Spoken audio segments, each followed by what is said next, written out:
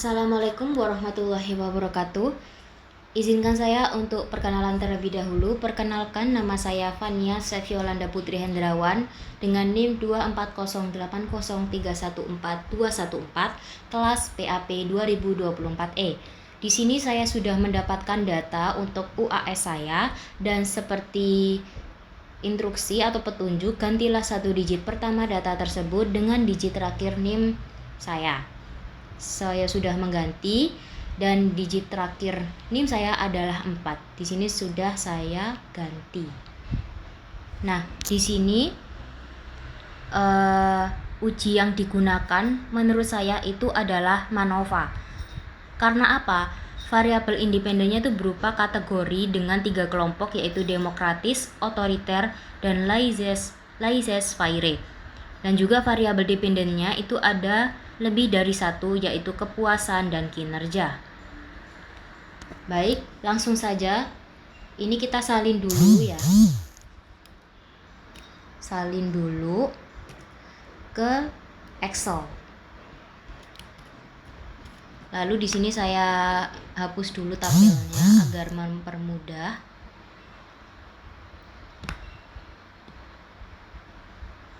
Nah, di sini langsung ditulis saja di sampingnya, yaitu kepuasan, di sini kinerja, lalu di sini ditulis kode gaya kepemimpinan. Kita panjangin, menyesuaikan.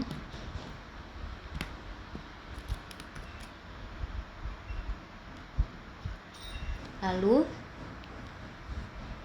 kode gaya kepemimpinan itu adalah angka, yaitu seperti 1 yaitu demokratis, 2 otoriter, 3 laissez-faire.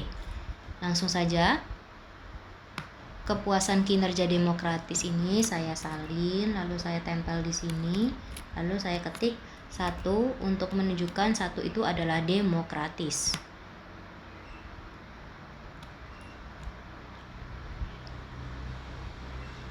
Lalu kepuasan dan kinerja otoriter saya salin, saya tempel, dan di sini saya ketik 2 urut ya, jadi sampai 3 karena di sini ada 3.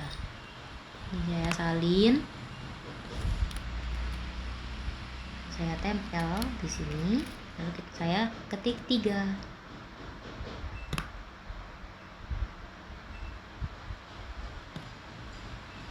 Nah, sudah selesai ya untuk tabelnya.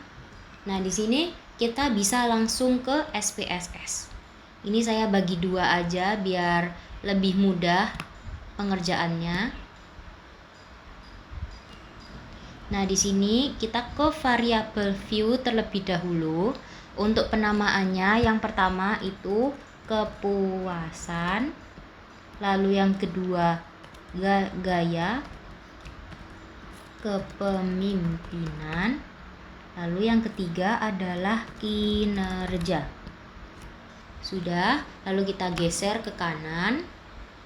Untuk gaya kepemimpinan, values-nya itu kita ubah seperti kode gaya kepemimpinan. Yang pertama itu demokratis, lalu yang kedua itu otoriter, lalu yang ketiga adalah laissez-faire.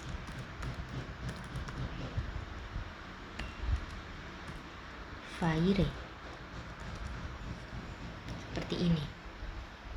Lalu kita klik OK.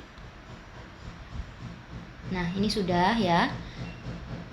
Lalu untuk measure-nya ini kita scale, dan untuk yang gaya kepemimpinan itu kita ubah nominal.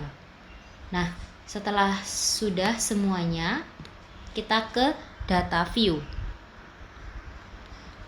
Nah, di sini kita salin ya satu persatu. Untuk kepuasannya kita salin, lalu kita tempel.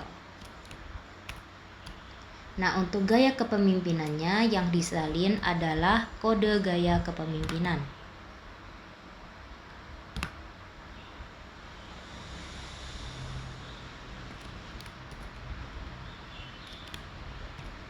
Lalu kinerja itu kita salin.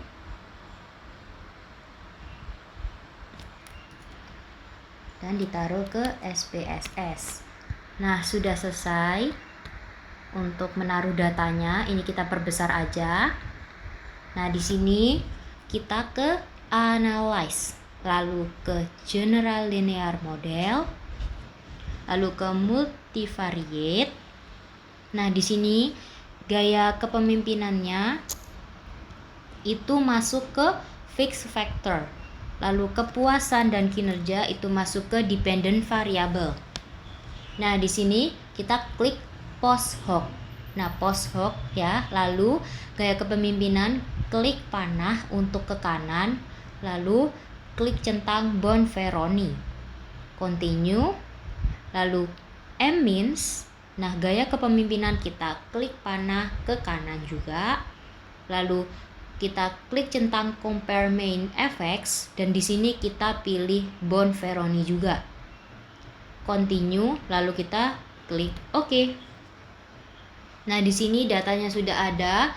Nah, di sini kita bisa ini kan banyak data ya. Di sini kita melihatnya yaitu multivariate test, test of between subject effects, dan pairwise covariance. Nah, di sini multivariate testnya, nah nilai sig-nya itu kan 0,000 ya, menunjukkan bahwa nilai tersebut kurang dari 0,05 yang berarti hasil pengujian signifikan secara statistik. Maka dapat disimpulkan bahwa terdapat perbedaan dalam tingkat kepuasan dan kinerja karyawan berdasarkan ketiga gaya kepemimpinan yang dianalisis tadi, yaitu gaya kepemimpinan demokratis, otoriter, dan laissez-faire. Artinya, gaya kepemimpinan berpengaruh secara signifikan terhadap kepuasan dan kinerja karyawan. Lalu di sini kita ke test of between subject effects. Nah, kita fokus ke gaya kepemimpinan ya.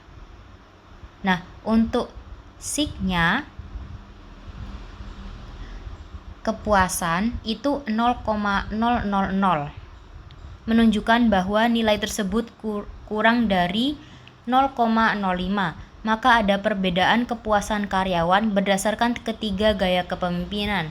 Dengan demikian, gaya kepemimpinan berpengaruh terhadap kepuasan karyawan.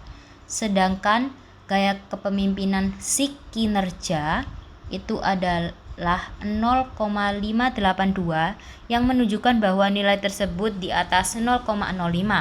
Maka tidak ada perbedaan kinerja karyawan berdasarkan gaya kepemimpinan. Artinya, gaya kepemimpinan tidak berpengaruh terhadap kinerja karyawan. Jadi dapat disimpulkan bahwa gaya kepemimpinan berpengaruh terhadap kepuasan karyawan, namun tidak berpengaruh terhadap kinerja karyawan. Lalu kita ke pairwise covariance.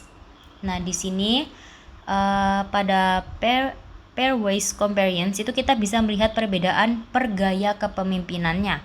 Nah, pada kepuasan menunjukkan bahwa ada perbedaan. Maka di pairwise covariance bisa dilihat ya perbedaan di antara ketiga gaya kepemimpinan itu pada bagian sig ini. Nah, seperti yang kita lihat dari data ini, bahwa demokratis dengan otoriter tidak ada perbedaan, sedangkan demokratis dengan laissez-faire ada perbedaan. Otoriter dengan demokratis tidak ada perbedaan, sedangkan otoriter dengan laissez-faire ada perbedaan. Laissez-faire dengan demokratis ada perbedaan, sedangkan laissez-faire dengan otoriter juga ada perbedaan. Lalu pada kinerja bisa dilihat dan seperti yang sudah dianalisis pada test of between subjects effects, kinerja dari ketiga gaya kepemimpinan tersebut tidak ada perbedaan. Semua sig-nya di atas 0,05 semua. Dapat disimpulkan kalau gaya kepemimpinan di suatu perusahaan berpengaruh terhadap kepuasan karyawan. Nah, lalu soalnya adalah